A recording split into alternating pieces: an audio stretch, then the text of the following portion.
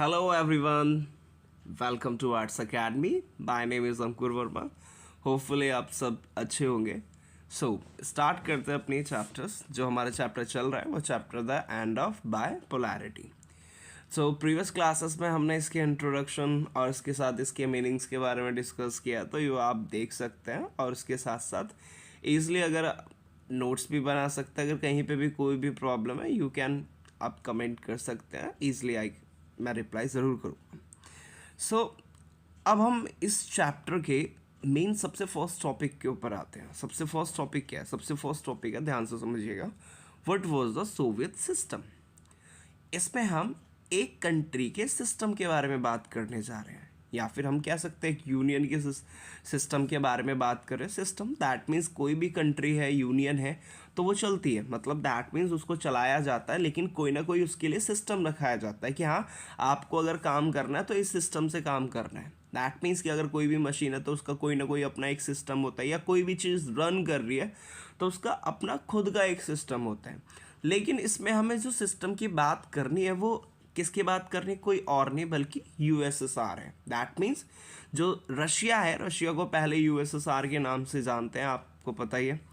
लेकिन जो यूएसएसआर था वो 15 कंट्रीज से मिलके बना था, और फिर उसके बाद यूएसएसआर ब्रेक डाउन भी हो गया, और मेन उसकी जो उसका सक्सेसर बना या उत्तराधिकारी बना था तो वो रशिया बना था. तो इससे यूएसएसआर और रशिया मतलब बोथली अगर हम बात करें तो मोस्टली सेम ही है. तो स्टार्ट करते हैं. लेकिन हमें इसमें बात जो करनी है वो यूएसएसआर की बात करनी है. तो यूएसएसआर की बात कर रहे हैं, तो यूएसएसआर दैट मीन जो सोवियत यूनियन था उसके अंदर क्या सिस्टम था, कैसे उसे चलाया जाता था. फॉर द एग्जांपल इंडिया एक डेमोक्रेटिक कंट्री है, तो डेमोक्रेटिक वे से जैसे हम इलेक्ट करते हैं अपने रूलर्स को, और फिर वो रूलर्स क्या करते हैं, पूरी कंट्री को चलाते हैं. सेम एज इट इज़ ऐसे ही यूएस में है. तो लेकिन अब बात करेंगे कि जो यूएसएसआर था उसमें कैसा सिस्टम था. तो इसी का सब टॉपिक निकल के आता है सोवियत सिस्टम. दैट मीन्स इसमें हम बात करेंगे सोवियत सिस्टम के बारे में कि सोवियत सिस्टम था क्या, क्या क्या उसमें चीज़ें थी और क्या क्या उसमें चीज़ें और ऐड ऑन होती चली गई. तो सबसे फर्स्ट इसमें निकल के आता है, सबसे फर्स्ट जो लाइन है वो लाइन हमें क्या डिस्क्राइब करती है. तो स्टार्ट करते हैं. सबसे फर्स्ट लाइन में क्या आता है कि after the socialist revolution in Russia in 1917 में रशिया के अंदर क्या हुई थी, एक रेवोल्यूशन आई थी. रेवोल्यूशन दैट मीन्स एक क्रांति आई थी. रेवोल्यूशन मतलब होता है जो पॉलिटिकली वे से होता है, मतलब कि मेन जो रेवोल्यूशन होती है मतलब पॉलिटिकल एक्टिविटी में ही उसको इन्वॉल्व किया जाता है, और ये मतलब कुछ ना कुछ चेंजेस लाने की यहाँ पे कोशिश की जाती है. तो रशिया में सेम एज इट इज़ ऐसी ही रेवोल्यूशन हुई थी 1917 में, और इस रेवोल्यूशन का नाम था सोशलिस्ट रेवोल्यूशन. आप भी कुछ सुना सुना सा लग रहा होगा, 9th में आपने डिस्कस किया पढ़ा हो ये चैप्टर, पर हमें इसके पूरे चैप्टर पढ़ने की ज़रूरत नहीं है. बस हम थोड़ा सा इसमें इंट्रोडक्शन की बात कर रहे हैं कि कैसे जो मेन रशिया था वो कैसे यूएसएसआर बना, इसके ऊपर बात कर रहे हैं. तो कहते हैं 1917 में रशिया के अंदर क्या हुई थी, एक रेवोल्यूशन हुई थी, और ये रेवोल्यूशन जो हुई थी ये सोशलिस्ट रेवोल्यूशन थी. नाम से ही समझ में आ रहा है, सोशलिस्ट, सोशल, सामाजिक, दैट मीन्स समाज या सोसाइटी को लेकर इसमें बात की गई है. तो आगे हम डिस्कस भी करेंगे. आपको मैंने बताया कि सोशलिज्म और कैपिटलिज्म में क्या डिफरेंस होता है, तो एक बार फिर से छोटा सा रिकॉल कर लेते हैं. कैपिटलिज्म में ज़्यादा से ज़्यादा जो चीज़ें होती हैं, मतलब पूरे देश के अंदर मान लीजिए एक ये देश है और एक ये दूसरा देश है, तो ये ए है और ये बी है. तो अगर मान लीजिए ये कैपिटलिस्ट कंट्री है, यहाँ पे कैपिटलिज्म को फॉलो किया जा रहा है, तो यहाँ पे ज़्यादा से ज़्यादा चीज़ें जैसे कि ट्रांसपोर्ट हो गया, बैंक हो गया, और इसके साथ साथ बैंकिंग के साथ जो कर और भी कई सारी चीज़ें हैं, तो वो सारी की सारी जो चीज़ें हैं वो मोस्टली एक प्राइवेट ऑन करेगा. दैट मीन्स एक पर्सन के हाथ में रहेगी. लेकिन जो बी कंट्री है जो किसको फॉलो कर रही है, सोशलिस्ट या सोशलिज्म को फॉलो कर रही है, वहाँ पे जितने भी सेक्टर्स होंगे, इंडस्ट्रीज होंगे, एवरीथिंग मोस्टली जो सबसे ज़्यादा कंट्रोल होगा वो होगा गवर्नमेंट का. तो ये है मेजर डिफरेंस बिटवीन किसके अंदर, कैपिटलिज्म और सोशलिज्म को. तो सेम एज इट इज़ 1917 में क्या हुई, रशिया में एक रेवोल्यूशन आई, और इस रेवोल्यूशन का नाम था सोशलिस्ट रेवोल्यूशन. इसके बाद जो रशिया था उसमें क्या हुआ, 15 कंट्रीज़ को मर्ज कर दिया गया और 15 कंट्रीज़ को मिलाकर बनाया गया USSR। इसकी फुल फॉर्म क्या है? The union of Soviet socialist republics. एक बार फिर से रिपीट करते हैं कि 1917 में रशिया के अंदर एक रेवोल्यूशन हुई, और वो रेवोल्यूशन कौन सी थी? सोशलिस्ट रेवोल्यूशन थी। और इस रेवोल्यूशन के बाद रशिया के साथ साथ और 15 कंट्रीज़ को मिलाकर बनाया गया the union of Soviet socialist Republic. इसके बाद आगे बढ़ते हैं, सेकंड पॉइंट देखते हैं। सेकंड पॉइंट क्या है? सेकंड पॉइंट क्या था? Oppose to capitalism. अब जो ये सोशलिज्म आया था, तो सोशलिज्म जो था वो किसके अगेंस्ट में था? ये अगेंस्ट में था कैपिटलिज्म के। That means capitalism simple, capitalism में ज़्यादा से ज़्यादा जो फोकस किया जाता है वो फोकस किया जाता है प्राइवेटाइजेशन पे। ज़्यादा से ज़्यादा सेक्टर्स हो गए, जैसे कि बैंकिंग सेक्टर्स हो गए, ट्रांसपोर्टेशन हो गया, इसके साथ IT सेक्टर, टेलीकॉम सेक्टर, मतलब सो मैनी सेक्टर्स उसमें होती है। तो मोस्टली वो गवर्नमेंट कोशिश करती है कि प्राइवेट किया जाए ज़्यादा से ज़्यादा चीज़ों को। तो सेम एज इट इज़ वैसे ही, लेकिन जो ये रेवोल्यूशन थी ये उसके अगेंस्ट में आई थी। इसमें प्राइवेटाइजेशन पे फोकस नहीं होता, बल्कि इसमें सोसाइटी पे ज़्यादा फोकस किया जाता है और ना कि एक इंडिविजुअल पे। तो इसके साथ साथ कैपिटलिज्म में क्या होता है? कैपिटलिज्म में मोस्टली जो फोकस किया जाता है वो individual that means a single person की बात कर रहे हैं। इंडिविजुअल मतलब होता है एक पर्सन की जब बात कर रहे होते हैं, तो कैपिटलिज्म में एक इंडिविजुअल पे ज़्यादा फोकस होता है, बट सोशलिज्म में सोसाइटी के ऊपर ज़्यादा फोकस होता है। उसी के अगेंस्ट में आई थी जो ये सोशलिस्ट रेवोल्यूशन 1970 रशिया में हुई थी। ये किसके अगेंस्ट पे थी? ये थी कैपिटलिज्म के अगेंस्ट में। इसके बाद अगला क्या आता है? The revolution was inspired. जो रेवोल्यूशन थी, कौन सी रेवोल्यूशन थी भाई? सोशलिस्ट रेवोल्यूशन थी, पता होना चाहिए।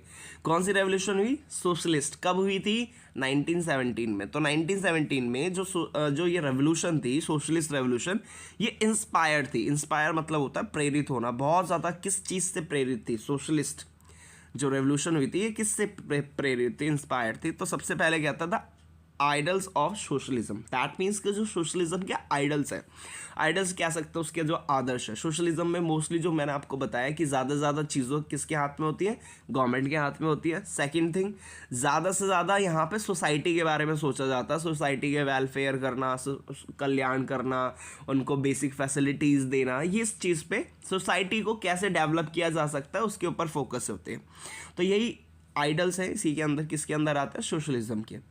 तो जो रेवोल्यूशन थी, रेवोल्यूशन बहुत ज़्यादा, जो सोशलिस्ट रेवोल्यूशन थी वो बहुत ज़्यादा इस आइडियोलॉजी से बहुत ज़्यादा इंस्पायर हो चुकी थी।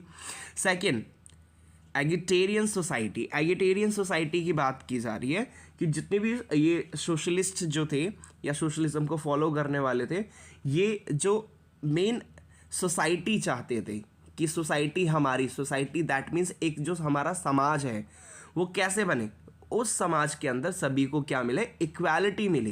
दैट मीन्स इक्वालिटी मतलब कि समानता मिले। एगिटेरियन सोसाइटी मतलब हो गया कि वहाँ पे जो सोसाइटी है, वहाँ पे सोसाइटी में सभी को बराबरी का दर्जा मिले, ना कोई ऊपर हो, दैट मीन्स ना कोई अमीर हो ना कोई गरीब हो, मतलब सबका एक बेसिक स्टैंडर्ड हो। तो इस तरह की सोसाइटी को ये ज़्यादा फोकस करते हैं। Third thing, abolition of the institute of private property. That means इन्होंने क्या किया? आते ही सीधे किसको ख़त्म किया? प्राइवेटाइजेशन को। Privatisation that means private property या प्राइवेट फार्म, ये सारी चीज़ें बंद कर दी इन्होंने।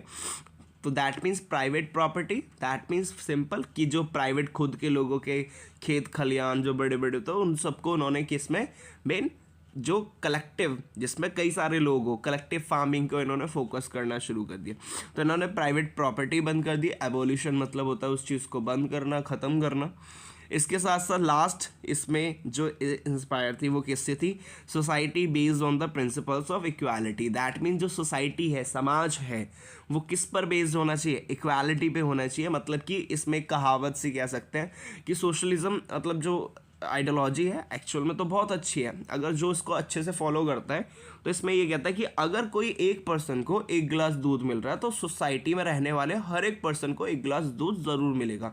यही मेन मोटिव फोकस किया जाता है किस चीज़ पर? सोशलिज्म के। सोशलिज्म दैट मीन्स कि उसमें सोसाइटी में इक्वालिटी बना रहे, कि वहाँ पे कोई डिस्क्रिमिनेशन ना हो, इसके साथ साथ मेन इकोनॉमिक डिफरेंसेस ना हो, ना कोई पुअर हो रिच हो, मतलब मोस्टली सबको एक बेसिक सेटलमेंट करके सभी को दिया जाता है, जिससे उनका लेवल काफ़ी अच्छा रहता है।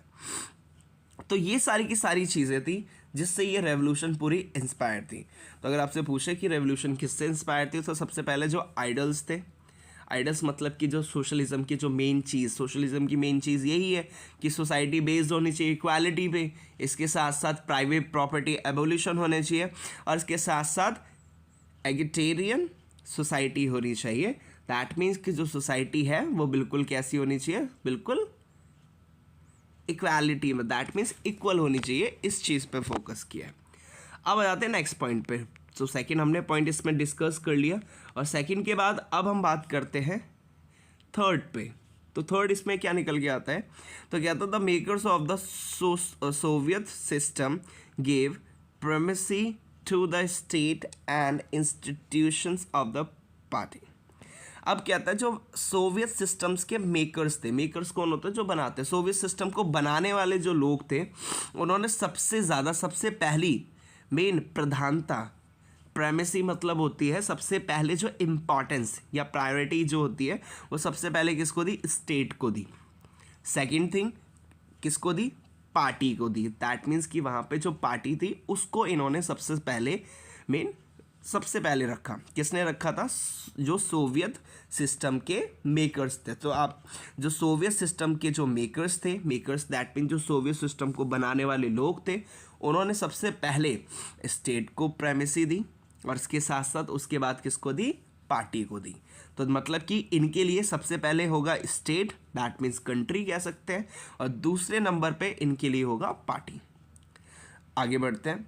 नेक्स्ट पॉइंट क्या आता है, वन पार्टी सिस्टम। और सबसे बड़ी बात कि जो अगर हम बात करें, किसकी बात करें, कि यूएसएसआर या सोवियत सिस्टम की बात करें, तो सोवियत सिस्टम के अंदर सिर्फ हमें एक ही पार्टी को देखने को मिलती है, और ये पार्टी है आपकी कम्युनिस्ट पार्टी। तो ये एक वन पार्टी सिस्टम जो था वो कहाँ पे था, मेन यूएसएसआर में था। इसके बाद नेक्स्ट पॉइंट बैठते हैं कि अब एक ही पार्टी है तो और तो पार्टियां होंगी नहीं, तो same as it is no other political party, there is only one political party, और उसका नाम क्या है, कम्युनिस्ट पार्टी। और सेकंड इसमें क्या आता है, नेक्स्ट पॉइंट क्या आता है कि वहाँ पे एक ही कम्युनिस्ट पार्टी थी, उसके अलावा कोई और पार्टी पॉलिटिकल नहीं थी। इसके साथ साथ इकोनॉमी की बात करें तो इकोनॉमी इनकी कैसी थी, कैसे ये काम करते थे, अपनी कैसे इकोनॉमी को डेवलप करते थे। सबसे पहले उसके लिए प्रिपेयर करते थे प्लान करते थे कि हाँ हमें एक टारगेट लेना है, इस टाइम तक हमें इसको फुलफिल करना है। और इसके साथ साथ उस पूरी प्लानिंग को, जो प्लान था उसको कंट्रोल करता था स्टेट क्या आता था कि पहले तो प्लान करो और फिर उस पर जो कंट्रोल, उस पर देखना, कोई भी चीज़ है कि जैसे बिजनेस ज़्यादा करना है, इंडस्ट्रीज ज़्यादा लगाना, तो मेन पहले प्लानिंग होती थी और उसको पूरा का पूरा जो देखने की जिम्मेदारी भी होती थी वो किसकी होती थी, स्टेट की। स्टेट ही उसको क्या करता था, कंट्रोल करता था। एक बार फर्स्ट ऑफ ऑल फिर से रिकॉल कर लेते हैं, होपफुली आपको अच्छे से समझ में आ रहा होगा। सबसे फर्स्ट पॉइंट क्या था, 1917 में रशिया में रेवोल्यूशन आई, जिसको हमने क्या कहा, सोशलिस्ट रेवोल्यूशन का ही कहा, और उसके बाद क्या बन गया, यूएसएसआर बन गया। इसके बाद सेकंड पॉइंट क्या था, ये किसके अगेंस्ट में थी, कैपिटलिज्म के अगेंस्ट में थी। और इसके मेन जो रेवोल्यूशन थी वो किससे इंस्पायर्ड थी, जो सोशलिज्म के आइडियाज़ थे, आइडल्स थे, उनसे बहुत ज़्यादा इंस्पायर्ड थी ये रेवोल्यूशन। इसके साथ साथ ये क्या चाहते थे, एगिटेरियन सोसाइटी दैट मीन्स वही कि जो समानता, मतलब कि वहाँ पे इक्वालिटी होनी चाहिए, कि वहाँ पे सबका बेसिक इक्वल, अगर एक चीज़ मिल रही है, एक को जॉब मिल रही है तो सबको मिलनी चाहिए, एक को अच्छा फूड मिल रहा है तो सबको मिलना चाहिए। तो इस तरह की सोसाइटी पे बेस्ड है। और लास्ट में पॉइंट क्या आता है कि इन्होंने प्राइवेट प्रॉपर्टी को बिल्कुल ही क्या कर दिया, अबॉलिश कर दिया, दैट मीन्स ख़त्म कर दिया। और लास्ट पॉइंट में क्या आता है कि जो यहाँ की सोसाइटी है वो किस पर बेस्ड होनी चाहिए, इक्वालिटी पे बेस्ड होनी चाहिए। नेक्स्ट पॉइंट क्या आता है, जो सोवियत सिस्टम के मेकर्स थे, जो सोवियत सिस्टम को बनाने वाले लोग थे, इन्होंने सबसे पहले जो प्रायोरिटी दी या प्राइमेसी दी वो स्टेट को दी। सेकंड नंबर पे किसको दी भाई, पार्टी को। इसके साथ साथ लास्ट में अगर हम थर्ड लास्ट देखें तो इसमें क्या आता है, one of the most one party system, that means कि यहाँ पे सिर्फ एक ही पार्टी सिस्टम था, और वो कौन सा था, कम्युनिस्ट पार्टी। इसके बाद दूसरी और कोई पार्टीज थी नहीं, और जो इकोनॉमी थी, जो इनकी जो मेन अर्थव्यवस्था थी, वो बिल्कुल बहुत ज़्यादा प्लान भी थी, और इस पर कंट्रोल करने की जो जिम्मेदारी होती थी वो भी किसकी होती थी, स्टेट्स की। होपफुली आपको समझ में आया होगा। Thank you everyone.